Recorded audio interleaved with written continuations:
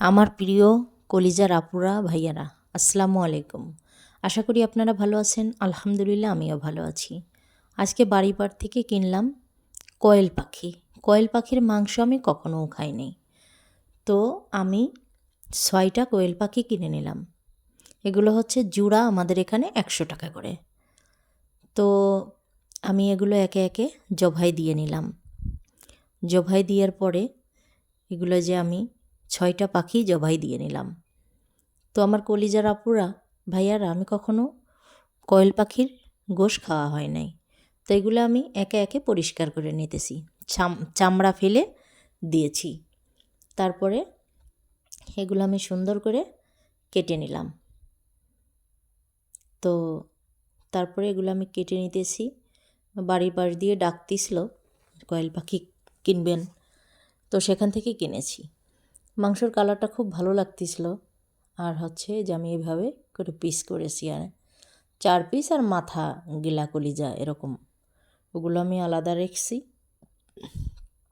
আর এগুলো আমি সুন্দর করে, তা আমার মাথায় বুদ্ধি আসলো যে আমি তো কখনো এটা খাইনি, তো আমি একটু ভেজে রান্না করি। তো হচ্ছে আমি কড়াইতে পুঁটি মাছ ভাজতেছিলাম, তখন মনে হলো যে এগুলো আমি ভেজে নিই। তো আমি একে একে কড়াইয়ের ভিতরে এগুলো দিয়ে নিতেছি।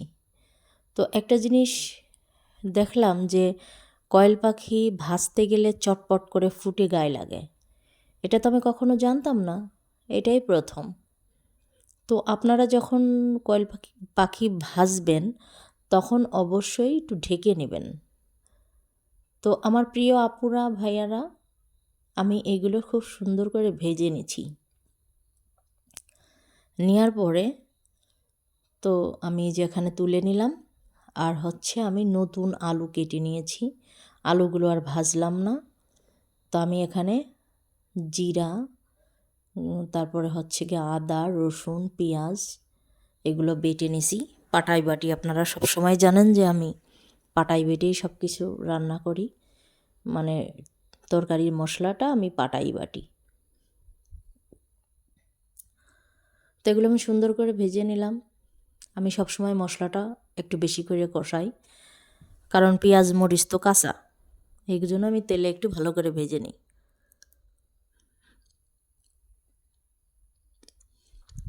তো এগুলোই যে সুন্দর করে কষাইয়ে নিতেছি। এটা কিন্তু আমার আগে কখনো আমি রান্না করিনি আর খাইও নি। তারপর আমি আলুগুলো দিয়ে নিলাম। তো আমি ভাজিছি, খুব কড়া করে ভেজে নিছি আর কি। এটা আমার প্রথম, এটা আমি কখনো রান্নাও করিনি, খাইও নি।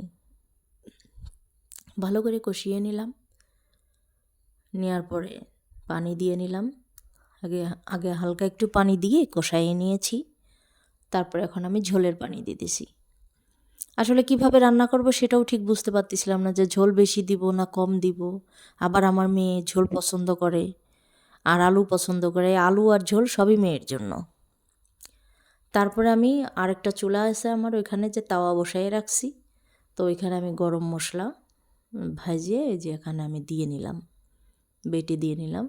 তারপর একটু জাল দিয়ে যে আমার তরকারি ফাইনাল হয়ে গেছে, নামানোর উপযোগী হয়ে গেছে। তো আগে আমি পুঁটি মাছ ভেজেছিলাম, তো পুঁটি মাছ দিয়ে একটু গরম ভাত খেয়ে নিলাম। গরম ভাতে পুঁটি মাছ ভাজা জাস্ট ওয়াও লাগে। তো একটা কথাই, এটা আমি প্রথম ট্রাই করতেছি। এই যে আমি তুলে নিতেছি, অনেকগুলো নিয়ে নিয়েছি।